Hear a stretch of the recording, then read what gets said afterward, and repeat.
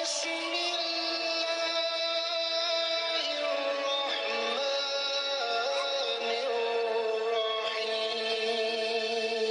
الرحيم علیکم ورحمۃ اللہ وبرکاتہ۔ آج کی نشست میں ایک عجیب و غریب فتنہ شکیل بن حنیف کے نام سے جو رونما ہمارے درمیان ہے، یہ کبھی مہدویت کا، کبھی مسجد موعود کا، اور اگر ان کے بارے میں صحیح سے دیکھا جائے تو ان دونوں کا دعوے دار ہے۔ اس حوالے سے کئی ساری تحریریں سامنے میں ہے، فتاوے موجود ہیں، لوگوں نے لکھ بول کر کے ویڈیوز میں بھی اپنی اپنی باتیں رکھ دی ہیں۔ یہ کون ہے نہیں ہے، اب یہ کوئی ایسا مخفی معاملہ نہیں رہا کہ جس کے اوپر مزید کچھ بولا جائے۔ مجھ سے جو چند سوالات یہاں پہ ہوئے ہیں میں ان کے جوابات دینا مناسب سمجھتا ہوں۔ سب سے پہلی بات تو یہ کہ آج ہی ہمارے یہ بیگو سرائے سے اور بنارس سے بھی اور ایک دو واقعات دہلی کا ہے۔ ان لوگوں نے یہ پوچھا ہے کہ مفتی صاحب ہمیں یہ بتایا جائے کہ ان میں سے اکثر متبع شریعت ہوتے ہیں، یعنی کہ ان کے جو لباس ہم دیکھتے ہیں، عمامہ، پگڑی، شلوار ٹخنے سے اوپر، کرتا پاجامہ، مسواک، یہ ساری چیزیں ظاہری طور سے ان کے اندر ہوتی ہیں۔ ساتھ ہی ساتھ یہ لوگ ماشاءاللہ سبحان اللہ کا بھی رٹ لگا رہے ہوتے ہیں، نماز بھی پڑھتے ہیں اور صحیح حدیث اور قرآنی آیات سے اپنی بات ثابت کرتے ہیں، اور یہ نہیں کہتے کہ میں کوئی الگ سا دین لے کر کے آیا ہوں۔ تو آیا ایسی صورت میں بھی کیا ان کو ہم اسلام سے خارج مانیں کہ یہ تحریر بھی ان لوگوں نے بھیج رکھی ہے؟ تو اس سلسلے میں دو ٹوک انداز میں پہلے یہ بتا دوں آپ کو کہ جی ہاں، بھلے ان ساری چیزوں کا یہ لوگ التزام اور اہتمام کرتے ہیں، لیکن پھر بھی یہ لوگ دائرہ اسلام سے خارج ہیں، باہر ہیں، ان کو کافر قرار دیا جاتا ہے۔ وجہ صاف یہ ہے کہ یہ کوئی نیا نہیں ہے۔ یہ مہدی کے نام سے جن جن لوگوں نے بھی دعویٰ تاریخ کے اندر کیا ہے، ان کے ساتھ محققین علماء نے، اہل علم، خدا ترس بزرگوں نے قرآن و حدیث کی روشنی میں وہی کیا ہے جو ہر کوئی اپنے سماج کے اندر کرتا ہے۔ آج میں آپ سے بتاؤں، اگر کوئی پولیس کا چوغا اوڑھ لے، اس کا یونیفارم اپنے اوپر لگا لے اور ڈکیتی کرنے چلا جائے تو بتائیے اس کا جرم کتنا خطرناک ہوگا۔ بھلے آپ یہ کہتے ہیں کہ نہیں وہ تو یونیفارم میں تھے، ان کے اوپر اسٹار لگے ہوئے تھے، وہ انگریزی میں اور ہندی میں وہ سارے قانونی دفعات کو بھی بول رہے تھے، تو کیا آپ ان کو یہ کہیں گے کہ نہیں وہ غلط نہیں ہے، صحیح ہے؟ ارے بھائی، اس کے اوپر تو ڈبل چارجز کیے جائیں گے۔ ایک تو فراڈ کا 420 کا لگایا جائے گا، پلس یونیفارم کا اس نے غلط استعمال کیا اس کا لگایا جائے گا، اور پھر جو چوری اس نے کی اس کا لگایا جائے گا، اور اس طریقے سے اس کو چارج فریب کر کے عدالت کے اندر مجرم ثابت کیا جائے گا، قرار واقعی سزا اس کو دی جائے گی۔ تو جب ہم اپنے معاشرے کے اندر قانونی طور سے یہ دیکھتے ہیں کہ ایک دھوکہ دھڑی کرنے والے کے ساتھ، ایک بےایمانی کرنے والے کے ساتھ، ایک چھل کرنے والے کے ساتھ یہ سارے اہتمامات ہیں، تو اسلامی شرع کے اندر اصول و قواعد کی روشنی میں یہ کیوں نہیں ہوگا؟ بالکل ہوگا۔ یہ ایک فنڈامنٹل رائٹ ہے جو سب کے پاس بنیادی حق کے طور پہ ہونا چاہیے اور ہوتا ہے۔ اس لیے اگر آپ نے جو تحریر دارالعلوم دیوبند کا یا اور دیگر جگہوں کا بھیجا ہے، میں آپ سے کہنا یہ چاہوں گا کہ تحریر اپنی جگہ پہ بالکل درست ہے۔ آپ اندازہ لگائیے 10ویں صدی کے اندر 905 میں ایک سید محمد جونپور کے تھے، انہوں نے بھی مہدی ہونے کا دعویٰ کیا تھا۔ اس وقت علماء نے ان کو کیا کہا تھا؟ ایون آزادی کے وقت میں کہہ لیجئے جو ہمارے اکابر رہے ہیں ان کے فتاوے میں دیکھ لیں آپ، ان کے حوالے سے پوچھا جا رہا، کچھ ان کے ماننے والے فالوورز تھے، تو مفتی کفایت اللہ صاحب علیہ رحمہ نے باضابطہ مرتد، کافر، زندیق قرار دیا اور ان کے ہاتھوں کا ذبیحہ تک کو حرام قرار دیا ہے۔ اسی طریقے سے مفتی سید عبدالرحیم لاجپوری علیہ رحمہ نے بھی باضابطہ ان کو کافر اور مرتد قرار دیا، دائرہ اسلام سے خارج قرار دیا ہے۔ اس لیے یہ بات بالکل دو ٹوک انداز سے سمجھ لیں آپ کہ یہ لوگ دھوکہ دے رہے ہیں۔ ارے جس مہدی ہونے کا دعویٰ یہ کرتے، اس مہدی کے بارے میں قرآن و حدیث میں کیا کہا گیا ہے؟ یہ بہت رٹ لگاتے ہیں اس کا۔ قرآن میں اس کا کوئی تذکرہ نہیں ہے، احادیث کے اندر باضابطہ آقا علیہ الصلوۃ والسلام نے کہا کہ اس کا نام محمد بن عبداللہ ہوگا، حضرت فاطمہ رضی اللہ عنہ کے نسب سے ہوں گے، وہ مکہ کے اندر ہوں گے۔ یہ کمبخت کہاں کا ہے؟ بہار کا رہنے والا، دربھنگہ ضلع کے عثمان پور تھلواڑہ کے پاس جو وہاں کا رہنے والا ہے۔ یہ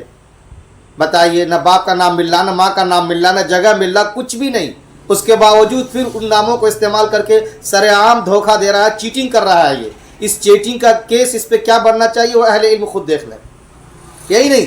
بلکہ یہ ان نوجوانوں کو ٹریپ کرتے ہیں جو بیچارے نوجوان بالکل ینگ ہوتے ہیں، بسا اوقات نابالغ ہوتے ہیں، وہ ان کے ماں باپ بیچارے کافی ذہنی اذیت سے گزرتے ہیں، چیٹنگ کر کے کسی کو ذہنی شوق دینا، مینٹلی طور سے کسی کو ٹارچر کرنا، یہ خود اپنے آپ کے اندر IPC کہہ لیجئے یا آج کے بھارت نیائے سنہتا کے اندر جو ہے ایک طریقے کا 7 سال تک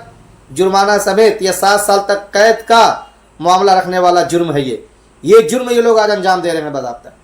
اپنے آپ کو کبھی مہدی بتا کر کے، کبھی مسیح موعود، کبھی دونوں کو دونوں ایک کر کے۔ اب بھائی ان کا نام تو عیسیٰ ابن مریم ہے، اس کا نام شکیل بن حنیف ہے، بتائیے وہ ماں سے نام سے موسوم ہے، نعوذ باللہ، یہ باپ کا نام سے موسوم، دونوں میں کتنا فرق ہے۔ تو یہ تو اپنے آپ میں کہتا ہے کہ دیکھو قرب قیامت سے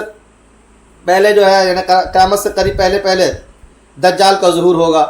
وہ دجال کون ہے یہ بتاتا امریکہ اور فرانس سے، نعوذ باللہ، کہتا ہے اس کے بیچ میں کافر لفظ لکھا ہوگا، امریکہ کا لفظ لکھو، فرانس کا لفظ لکھو، اور امریکہ کا کا اور فرانس کا فر لو تو کافر دونوں کے بیچ میں لکھا ہوا نظر آ جائے گا۔ فائٹر جتنے بھی جیٹ پلین ہیں ان کے بارے میں کہتا ہے کہ ان کی سواری ہے، ان کے اندر جو آواز نکلتی کرتا گدھے کی جو آواز بتائی گئی ہے وہ ان کے اندر ہے۔ یعنی عجیب و غریب حماقت کا مجموعہ، جو بچے نہیں کھیل کھیل میں کچھ سے کچھ کرتے رہتے ہیں۔ ہم لوگ بچپن میں بہت ایسے کھیل کھیلا کرتے تھے، کچھ سے کچھ ہندی میں لکھوا دے کر کے اس کو کہتے تھے پڑھ کے دیکھو کیا نکلے گا یہ۔ تو وہ ساری بچپن والے حماقت کرا کر کے نوجوان نسلوں کو، نوجوان بچوں کو ٹریپ کرتے ہیں یہ، اور پھر ان کے ذہن کو اس طریقے سے یہ لوگ مینیپولیٹ کرتے ہیں کہ دیکھو تم علماء سے مت پوچھنا، انہیں کچھ پتہ نہیں، وہ تو بس نماز روزہ کے بارے میں جانتے ہیں بیچارے وہ، اور عموماً ہمارے جو ائمہ حضرات ہوتے ہیں اتنا ان کا مطالعہ نہیں ہوتا ہے، ان سے تم جا کے صحیح حدیث کا مطالبہ کرنا، جبکہ خود ان کو پتہ نہیں صحیح حدیث کہتے ہیں کس کو۔ کے علاوہ یہ کہتے ہیں کہ تم باضابطہ قیامات سے پہلے جتنی بھی چیزیں ہوں گی سائنسی طور پہ کیسے اس کو ثابت کیا جاتا ہے، ان کے علماء سے جا کے پوچھو، بھائی سائنس اس کے نصاب کا حصہ نہیں تو بیچارے کیا بتائیں گے آپ کو۔ اور اس طریقے سے پھر ان لوگوں کے ذہن کو مینیپولیٹ کر دیتے ہیں کہ یہ تمہیں کوئی جواب نہیں دے پائیں گے، اس لیے ان سے کچھ پوچھنا مت، ہم جو کہتے ہیں وہ صحیح ہے اور تم پھر ہمیں مانو، ہمارے ہاتھ پہ بیعت ہو جاؤ۔ تو ظاہر سی بات ہے اتنے سارے جھول رکھنے والے، کسی اور کے نام کو، کسی اور کے کام کو اپنے طور پہ استعمال کرنے والا، کتنا بڑا فراڈ ہوگا، کتنا بڑا چیٹر ہوگا وہ، کیا کیس اس کے اوپر بننا چاہیے۔ وہ ماں باپ جو مینٹلی طور سے اپنے نابالغ بچوں کو لے کر کے ذہنی شوق اور صدمہ برداشت کرتے ہیں، ان کو تو ان کے اوپر چارجز لگا کر کے صحیح طریقے سے مقدمہ فرم کرنا چاہیے دھوکہ دھڑی کا۔ یہ تو اس سے کہیں بڑھ کر جرم کر رہے ہیں، اسلام کے دائرے سے تو باہر، اپنی جگہ پر اصولی لحاظ سے معاشرے کے اندر بھی اس طریقے سے باپ بیٹوں میں جو جدائی کر رہے ہیں، محلے کے اندر تفریق کرا رہے ہیں، شوہر بیوی کے درمیان جو جدائی کروا رہے ہیں، یہ مینٹلی شوق دے رہے ہیں، یہ اس کے حوالے سے ان کے اوپر فراڈ کا، چیٹنگ کا باضابطہ مقدمہ درج ہونا چاہیے، اس کے لحاظ سے ان کو فریم کر کے سزا دلانی چاہیے۔ یہ کوشش ہمیں اور آپ کو کرنی پڑے گی، تب جا کے صحیح معنی میں اس کا حل نکل کر کے آئے گا۔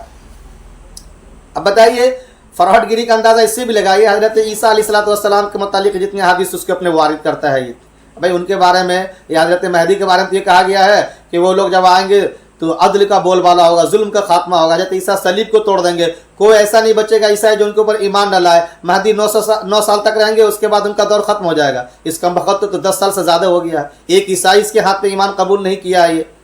پھر کس انداز سے کہتا ہے کہ میں ان کے حوالے سے یہ ہوں اور وہ ہوں۔ یہ تو صاف صریح طریقے سے دھوکہ دے رہا ہے، چیٹنگ کر رہا ہے، نوجوان بچوں کو سائنس کے نام پہ ادھر ادھر سے ورغلا کر کے، خود کمپیوٹر انجینئر تھا، جماعت سے جڑا ہوا تھا، تبلیغی جماعت کے اندر تھوڑا بہت کبھی امیر بننے کا موقع مل گیا ہوگا، بعد میں اس نے یہ دیکھا ہوگا خواب میں کچھ الٹے سیدھے، یا ہوتا ہے نا کہ بھائی میں کمپیوٹر انجینئر ہوں، مجھے تنخواہ ملنی چاہیے، نہیں مل رہی ہے، تو اندر کا ستایا ہوا انسان فرسٹریشن میں آ کر کے کچھ سے کچھ سوچ سمجھ کے سو گیا ہوگا، خواب میں کچھ آ گیا، بعد میں پھر دیکھا کہ نہیں میں وہی ہوں، اور لوگوں کو بتانا شروع کر دیا۔ شیزوفرینیا والے کو بھی الگ الگ آواز آنے لگتے ہیں، دماغی جو مریض ہوتا ہے، ہیلوسینیشن جس کو کہا گیا ہے، ایک سائیکالوجیکلی بیماری ہوتی ہے یہ، اس میں بھی انسان کو ہر طرف وہی چیز دیکھنی شروع ہو جاتی ہے جس کو بار بار اپنے دماغ میں لاتا ہے وہ، اس کے ساتھ بھی وہی دماغی مرض کا معاملہ ہوا ہوگا، اور اس نے اس طریقے سے لوگوں کو بتانا شروع کیا، جن کو کچھ پتہ نہیں، پڑھے لکھے نہیں،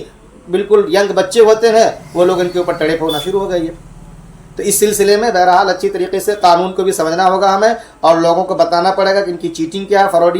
فراڈنٹلی کس طرح سے لوگوں کو یہ فریم کرتے ہیں، کیسے پھنساتے ہیں، ٹریپ کرتے ہیں، اس کے اوپر کیا مقدمات ہونی چاہیے، کیا سزا کا مستحق ہے، یہ سوچنے کی اب ضرورت ہے۔ باقی دائرہ اسلام سے خارج قرار دیا گیا، بالکل صحیح طریقے سے قرار دیا گیا ہے۔ جائی اگر گھی کے نام پہ کوئی آپ کو گھی دے اور گھی کی جگہ پہ ڈالنا نکلے تو آپ یہی کہیں گے نا کہ یہ گھی نہیں ہے۔ یہی معاملہ یہاں پر اس تحریر کا جو آپ لوگوں نے بھیجا ہے، ظاہر سی بات ہے وہ بیچارہ مومن ہے ہی نہیں، ایمان کے مطابق جتنی بھی چیزیں ہوتی ہیں اس کے اوپر کھڑا نہیں اتر رہا وہ، وہ آقا علیہ الصلوۃ والسلام کی ہدایتوں کو روند رہا ہے، ساری حدیثوں کا بائیکاٹ کر رہا ہے، مینوپولیٹ کر کے منمانی طریقے سے اس کی تشریح کر رہا ہے، وہ قرآنی آیات کو توڑ تاڑ کے اپنے حق میں لے رہا ہے، وہ یہ نیا قادیانی کا ورژن بن کر کے سامنے مارا ہے، تو ایسی صورت میں پھر کیسے کہہ دیں گے کہ مسلمان ہے؟ تو جیسے کوئی ڈالڈا کو گھی بنا کے پیش کرے گا اور آپ لیبارٹری میں چیک کر کے کہہ دیں گے نہیں یہ ڈالڈا ہے، گھی نہیں ہے، ویسے جب قرآن و حدیث کی روشنی میں لوگوں کو دیکھا گیا تو پتہ چلا کہ یہ اسلام سے باہر ہے، کافر ہے، مسلمان نہیں ہے، اسلام سے خارج ہے، اسلام کے اندر نہیں ہے۔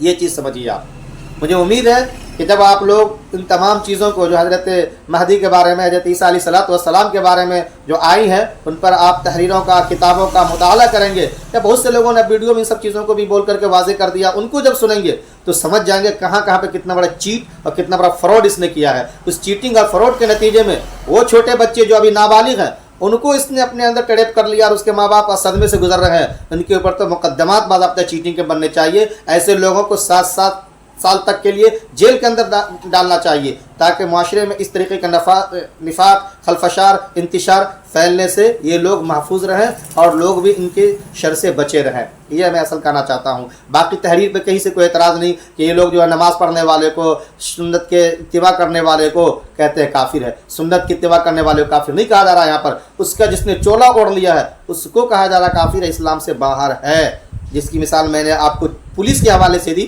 کہ پولیس کا اگر کوئی چولا، اس کی کوئی یونیفارم چور پہن کر کے پہنچ جائے اور ڈکیتی کر گزرے تو اس کی ڈکیتی کو، اس کے یونیفارم کو، اس کا دھوکہ دہی کو ملا کر کے دیکھیں گے تو بہت بڑا جرم نکلے گا، نہ یہ کہ آپ کہیں گے بھائی یہ پولیس کو کیسے چور کہہ رہے ہیں۔ اسی طریقے سے میں نے